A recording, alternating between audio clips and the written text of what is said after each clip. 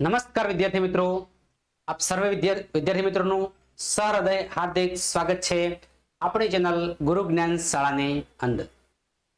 તો વિદ્યાર્થી મિત્રો, આજે આપણે ધોરણ 6 વિષય વિજ્ઞાન ચેપ્ટર નંબર 1 આહારના ઘટકો નો મિત્રો સ્વાધ્યાયનું સંપૂર્ણ સોલ્યુશન કરવાના છે। તો વિડિયો તમારા લાસ્ટ સુધી જોવાનો છે। તો તમારો વધારે સમય ન લેતા આપણે પ્રશ્નની શુભ શરૂઆત કરીશું। તો તમે જોઈ શકો છો ધોરણ 6 વિષય વિજ્ઞાન ચેપ્ટર નંબર 1 આહારના ઘટકો સ્વાધ્યાયનું સંપૂર્ણ સોલ્યુશન। તો બાળકો આપણે થોડા આગળ વધીશું। આપણા ખોરાકનું મુખ્ય પોષક તત્વ નામ આપો। તો આપણા જે ખોરાક છે મુખ્ય પોષક તત્વો છે પ્રોટીન છે, ચરબી છે, કાર્બોદિત છે, વિટામિન છે અને ખનિજ ક્ષાર છે। ખાસ યાદ રાખવાનો પ્રયત્ન કરીશું। ચરબી છે, વિટામિન છે, ખનિજ ક્ષાર છે, કાર્બોદિત છે અને પ્રોટીન છે। આ પાંચ વસ્તુ તમારે ખાસ યાદ રાખવાની થશે। તો બાળકો આપણને પ્રોટીન છે, ચરબી છે, વિટામિન છે, ખનિજ તત્વો છે, કાર્બોદિત છે, પદાર્થોમાંથી ખોરાકના મુખ્ય પોષક તત્વો આપણને મળે છે। તો આપણે સમજી લઈએ કે પ્રોટીન શામાંથી મળે છે। પ્રોટીન આપણને શામાંથી મળે છે? તો પ્રોટીન આપણને કઠોળમાંથી મળે છે। ત્યારબાદ ચરબી, તો ચરબી આપણને તેલી પદાર્થ, જે તેલ આપણને મળતું હોય છે એ તેલી પદાર્થમાંથી આપણને શું મળતી હોય છે? ચરબી મળતી હોય છે। વિટામિન, ખનિજ તત્વો, કાર્બોદિત, તો કાર્બોદિત છે આપણને ખાસ અનાજમાંથી મળતા હોય છે। જે તમે અનાજ ખાઓ છો એમાંથી આપણને કાર્બોદિત મળતા હોય છે। ચાલો પ્રશ્ન નંબર 2 છે, નીચે આપેલાના નામ લખો। પોષક દ્રવ્યો કે આપણા શરીરને મુખ્યત્વે ઉર્જા પ્રદાન કરે છે। આપણા શરીરને મુખ્યત્વે ઉર્જા પ્રદાન કોણ કરે છે? તો કાર્બોદિત અને ચરબી।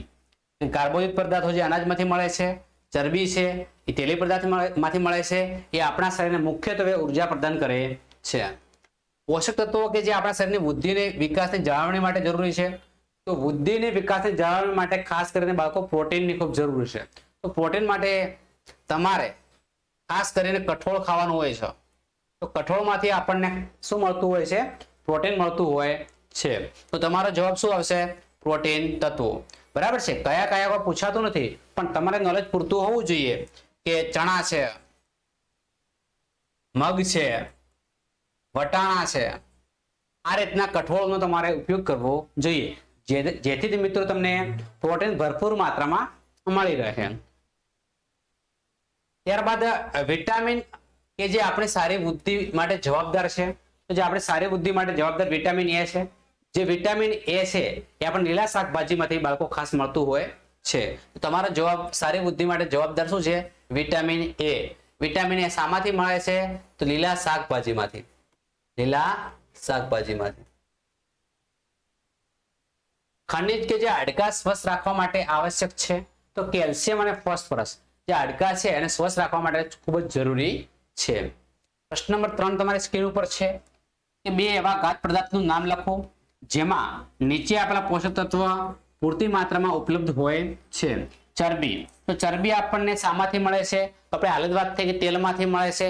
તેલ સાથે સાથે બીજા અનેક વસ્તુમાંથી આપણને ચરબી મળતી હોય છે, પણ વધારે માત્રામાં તેલમાંથી આપણને મળતી હોય છે। તો ચરબી છે એ બાળકો માંસમાંથી પણ મળતી હોય છે, ઈંડામાંથી પણ મળતી હોય છે, તેલમાંથી મળતી હોય છે, ઘીમાંથી પણ મળતી હોય છે। તો તમે કોઈ પણ બે નામ લખી શકો છો। સ્ટાર્ચ, તો સ્ટાર્ચ છે બટાકામાંથી મળે છે, ચોખામાંથી મળે છે, ઘઉંમાંથી મળે છે અને મકાઈમાંથી મળે છે।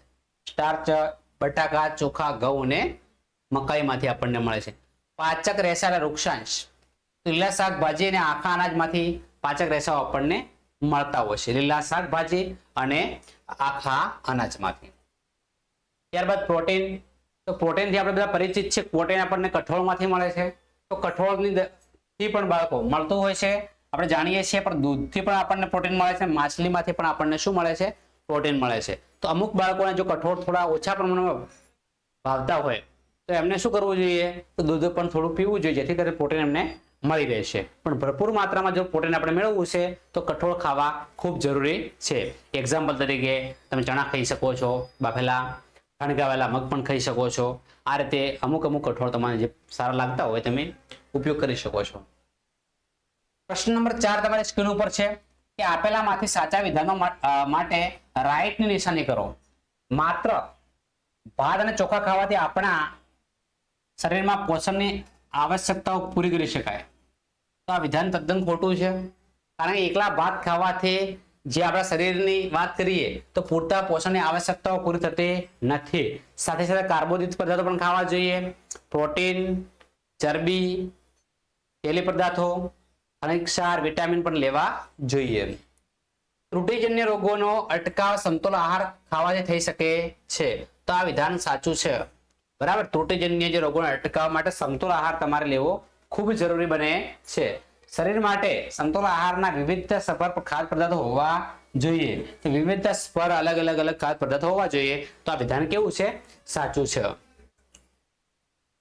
આપણા શરીરને બધા જ પોષક દ્રવ્યો ઉપલબ્ધ કરાવવા માટે માત્ર માંસ જ પર્યાપ્ત છે. શરીરને બધા જ પોષક દ્રવ્યો પર્યાપ્ત માત્રામાં મેળવવા માટે ફક્ત માંસ એટલું જરૂરી નથી. તો આ વિધાન કેવું છે? તદ્દન ખોટું છે. પ્રશ્ન નંબર 5 છે ખાલી જગ્યાઓની પૂર્તિ કરો. ખાલી જગ્યાએ વિટામિન ડી ની ઉણપથી થાય છે. તો વિટામિન ડી ની ઉણપથી સુક્તાન નામનો રોગ થાય છે. બરાબર છે. તો વિટામિન ડી આપણને શામાંથી મળે છે? આ વસ્તુની પણ આપણને ખબર હોવી જોઈએ. તો સૂર્યપ્રકાશમાંથી વિટામિન ડી આપણને મળતો હોય છે. તો વિટામિન ડી ની ઉણપથી સુક્તાન નામનો રોગ થાય છે. તમે જોઈ શકો છો સુક્તાન. ખાલી જગ્યા ત્રુટિની ઉણપથી બેરી નામનો રોગ થાય છે. તો બેરી નામનો રોગ વિટામિન બી ની ઉણપથી થાય છે.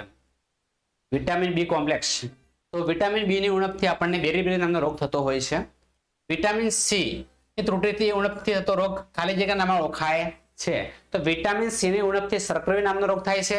જે વિટામિન સી આપણને ભરપૂર માત્રામાં શામાંથી મળે છે? આવો પ્રશ્ન જો પૂછાય તો આપણે લખી શકીએ ખાટા ફળોમાંથી મળે.